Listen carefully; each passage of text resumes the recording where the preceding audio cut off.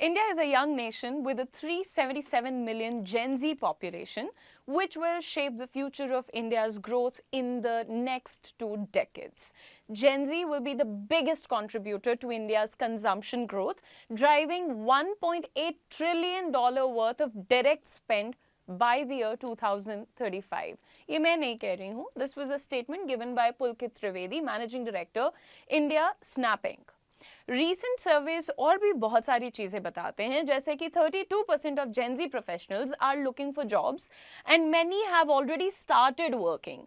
More than that, Gen Z has a strong entrepreneurial spirit.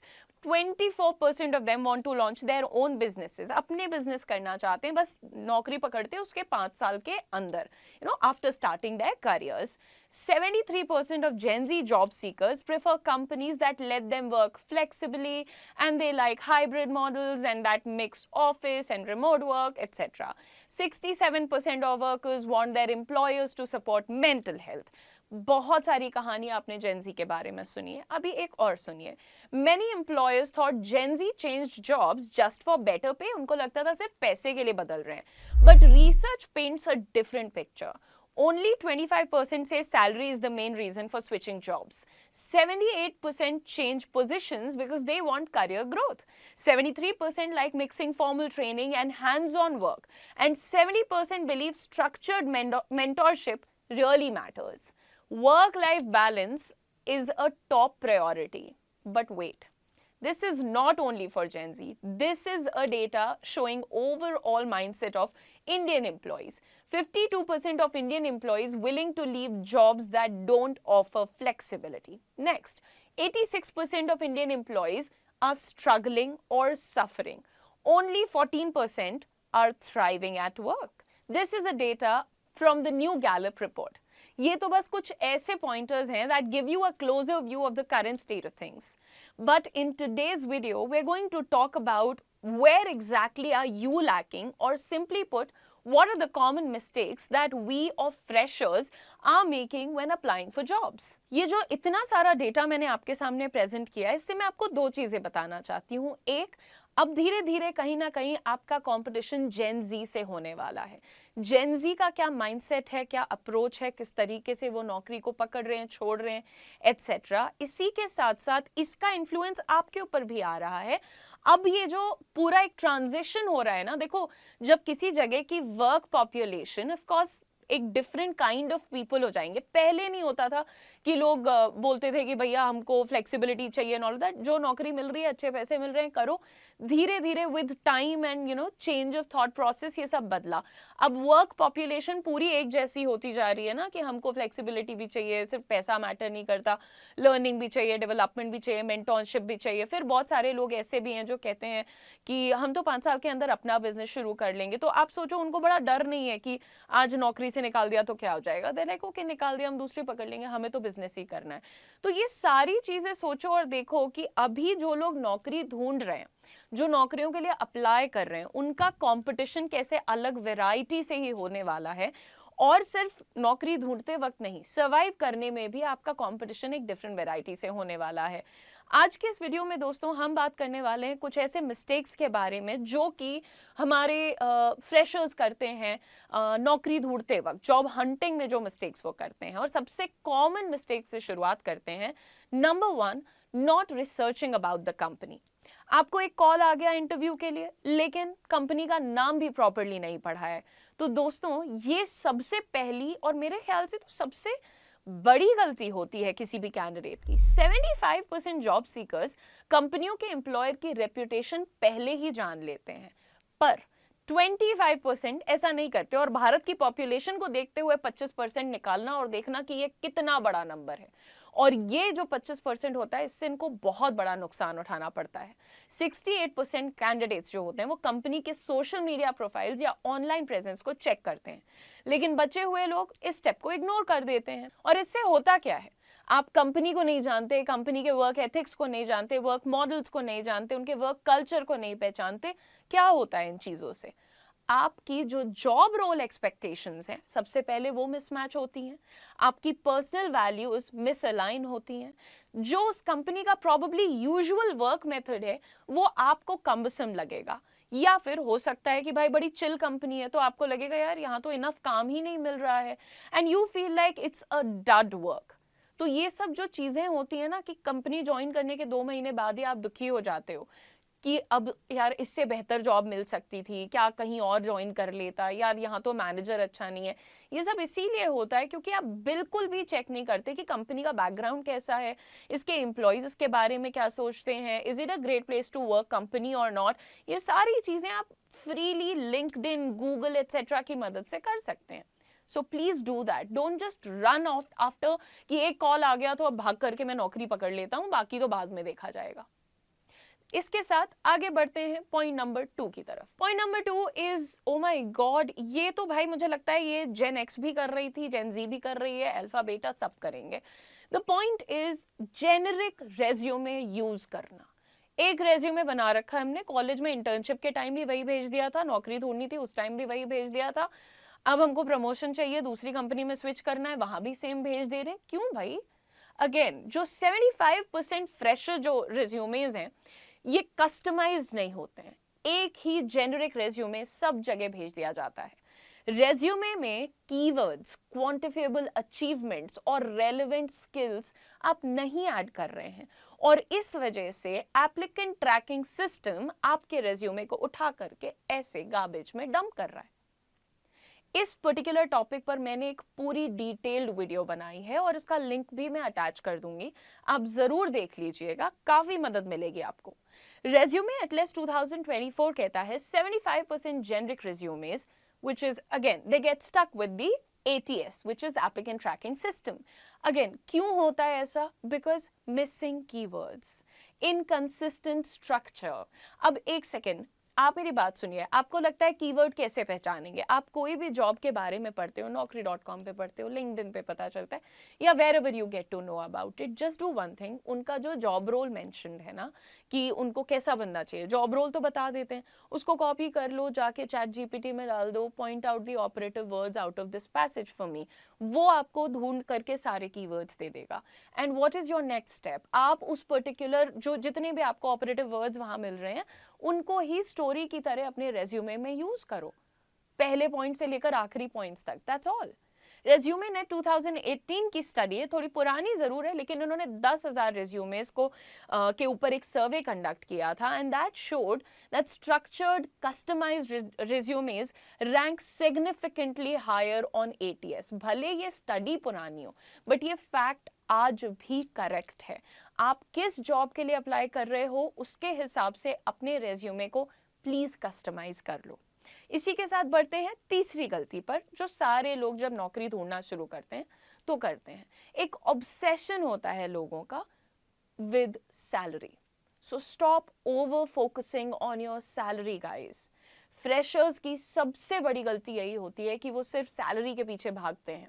हालांकि सारे लोग ये कहते हैं कि नहीं नहीं I am not after salary, but end game यही होता है, हाई पैकेज देखते ही जॉब को हाँ कर देते हैं, बिना ये सोचे कि कंपनी क्या ग्रोथ आपको भी देगी, क्या आपको कोई यहाँ पर सीखने का, लर्निंग का, डेवलपमेंट का, मेंटोरशिप का मौका मिलेगा।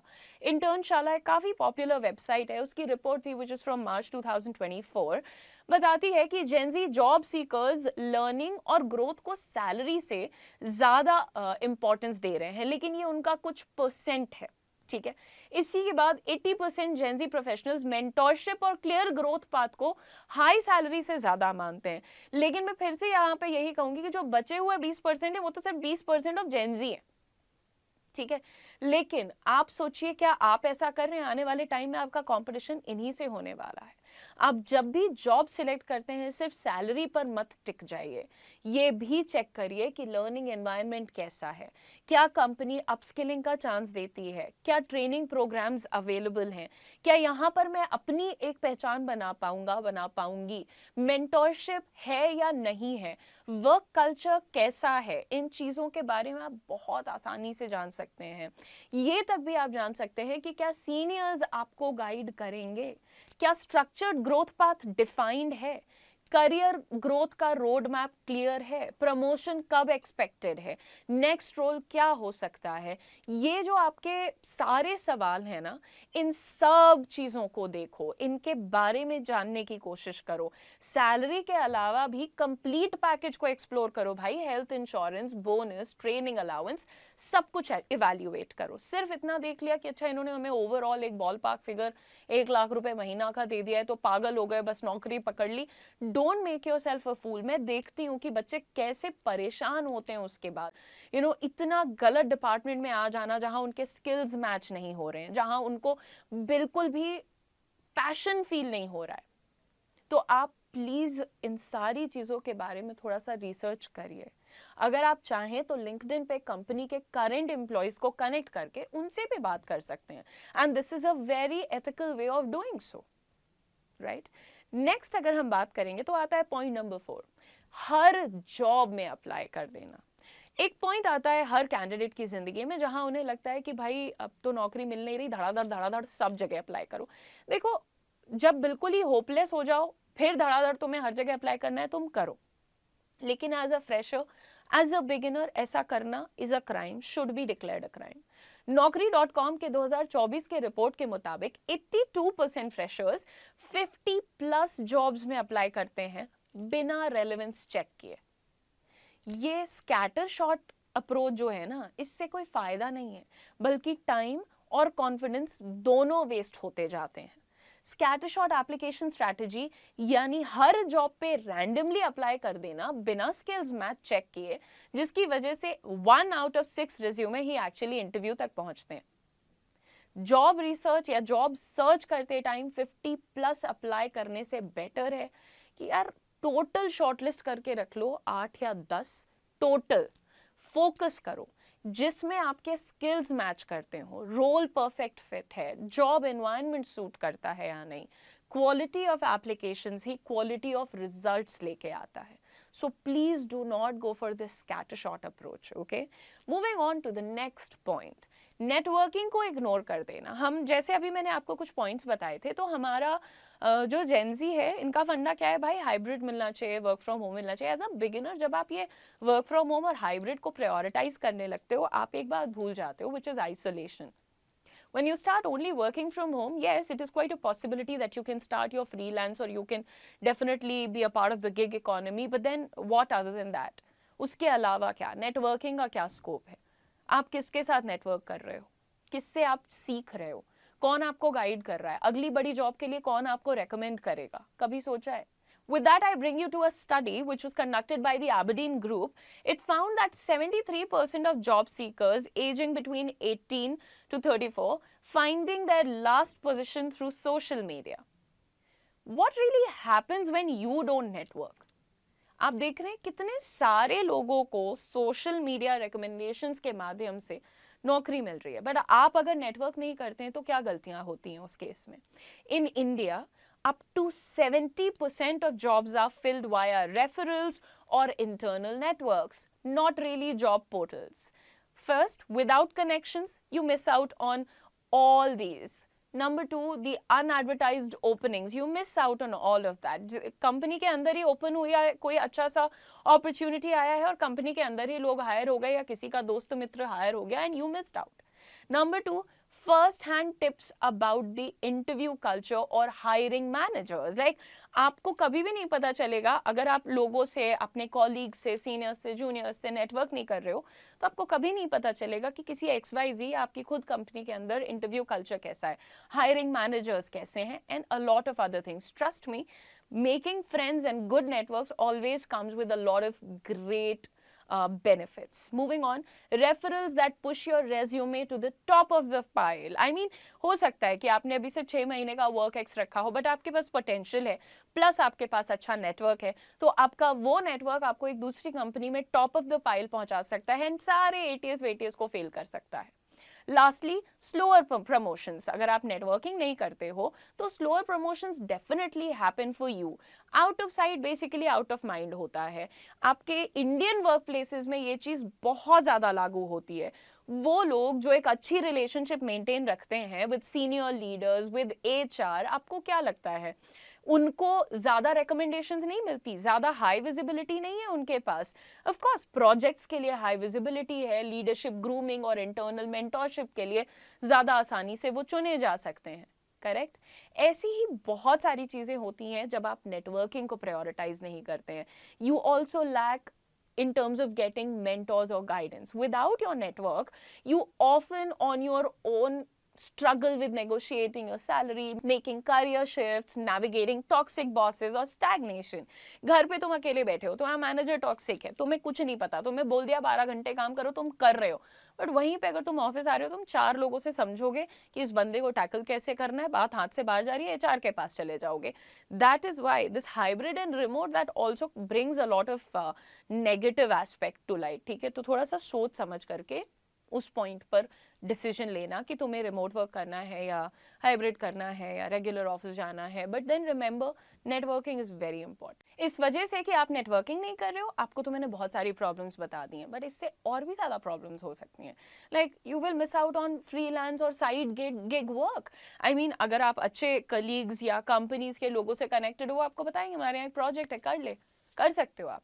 पर्सनल ब्रांड कभी क्रिएट नहीं कर पाओगे. मार्केटिंग वाली जो इंडस्ट्री होती है खासकर, उसमें you need to have your own personal brand. Low industry recall eats up people's career. Okay, so you have to make sure that you are building a solid network, my friend. Last, but I think the most important, नहीं सारे बहुत ज़्यादा important थे. To be honest, ये जो एक pain point है ना, मैं क्योंकि probably इसी field में हूँ, इस industry में हूँ, तो I meet people like n number of people जो पुअर इंटरव्यू प्रेपरेशन के डिजीज से पीड़ित हैं. और वो कहते क्या हैं कि मेरे पास तो कॉन्फिडेंस नहीं है, मुझे तो अंग्रेजी बोलना नहीं आता, मेरी तो ये प्रॉब्लम, मेरी तो वो प्रॉब्लम. प्रॉब्लम सिर्फ एक है. Point number 6, poor interview preparation. आप ये न्यूज़ सुनो, बिजनेस टुडे का है ये. Only 3 in 10 Indians feel ready और confident for job interviews. Freshers hit hardest. आप इस पूरी रिपोर्ट को ध्यान से पढ़ सकते हो और आप देख सकते हो कि जिन लोगों के पास एक्सपीरियंस है वो तो 49% of them are showing good confidence. But जिनके पास एक्सपीरियंस नहीं है, वो because of under preparation in interview कितना मेजर लैक ऑफ कॉन्फिडेंस दिखा रहे हैं, एक्सप्रेस कर रहे हैं. और बिजनेस टुडे के इसी आर्टिकल में एक और बहुत ही पेनफुल फैक्ट सामने आया है दोस्तों. It talks about tier gap. You know, it really bothers me कि शहर में रहने वाले बच्चों की पर्सनैलिटी अलग क्यों हो जाती है, उनका माइंडसेट अलग क्यों हो जाता है, उनका मतलब वो कितने भी चिल और केयर फ्री या केयरलेस टाइप के होंगे, फिर भी उनको पता होता है यार कि कहाँ कौन सी नौकरी मुझे मिल सकती है, मैं कैसे अपने लिए 20-25 हज़ार का जुगाड़ कर सकता हूँ एक सही तरीके से. बट वही चीज़ एक टियर 2, टियर 3 कैंडिडेट को क्यों नहीं मिलती? The tier gap information that I was talking about in Business Today, that says only 26% of candidates in tier 3 towns feel ready compared to 45% in tier 1 cities. आप gap देख रहे हो. इसके बाद दूसरी बड़ी पेन पॉइंट जो सामने आती है, that is education and language fluency. ये मेजर इन्फ्लुएंसर्स हैं आज के टाइम में दोस्तों. 44% of English medium job seekers, they feel confident versus 34% from Hindi medium and 26% from regional language backgrounds feel confident. आप difference देख लो. पोस्ट ग्रेजुएट्स में अगर हम बात करेंगे तो 37% report high preparedness compare to 22% of school level candidates. बहरहाल, इस उम्मीद के साथ that now you will be a little more careful when applying for a job, I want to point out that job search एक marathon होता है, not a sprint. Marathon का मतलब कंसिस्टेंसी, पेशेंस, डेली एफर्ट. और sprint बस एक झटके में भागे, यू नो, शॉर्ट टर्म में सब कुछ चाहिए. लेकिन ऐसे सक्सेस नहीं मिलती और अच्छी नौकरी भी नहीं मिलती. सिंपल ट्रिक्स लाइक हर दिन 1-2 रेलेवेंट जॉब एप्लीकेशंस भेजना, स्किल्स इंप्रूव करते रहना, नए टूल्स और सर्टिफिकेशंस को सीखना और कमाना, मॉक इंटरव्यूज प्रैक्टिस करना. जितनी ज़्यादा प्रैक्टिस होगी उतना ज़्यादा कॉन्फिडेंस बढ़ेगा. नेटवर्क बिल्ड करो दोस्तों. हिडन जॉब मार्केट का एक्सेस यहीं से मिलता है. और सबसे ज़रूरी बात, कभी भी रिजेक्शन को पर्सनल नहीं लेना है. ये सारी बातें आपको डेफिनेटली बहुत जल्दी एक अच्छी जॉब दिला देंगी.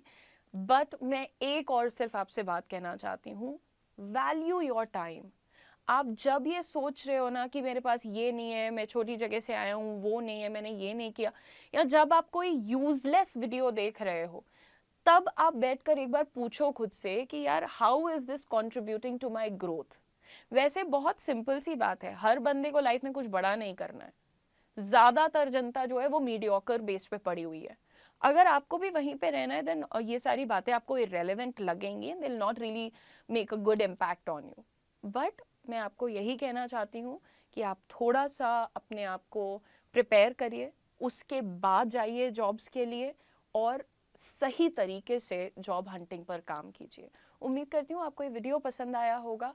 इसके लिए हमारे चैनल को सब्सक्राइब करिए, और हमारा प्राइवेट स्किलिंग का चैनल है करियर 24/7। अगर आप भी प्राइवेट सेक्टर में एक अच्छी जॉब सर्च कर रहे हैं, या और अच्छे सर्टिफिकेशन कोर्सेज चाहते हैं, या अपने स्किल्स को और लेवल अप करना चाहते हैं, तो बस आज ही विजिट कर लीजिए करियर 24/7 की वेबसाइट को भी, जिसका लिंक हमने चैट बॉक्स में और टॉप कमेंट में भी पिन कर दिया है। जॉब शो के अगले एपिसोड के साथ मैं बहुत जल्द दोबारा आपसे मिलूंगी। तब तक अपना ध्यान रखें। Keep shining, be constructive and remain positive.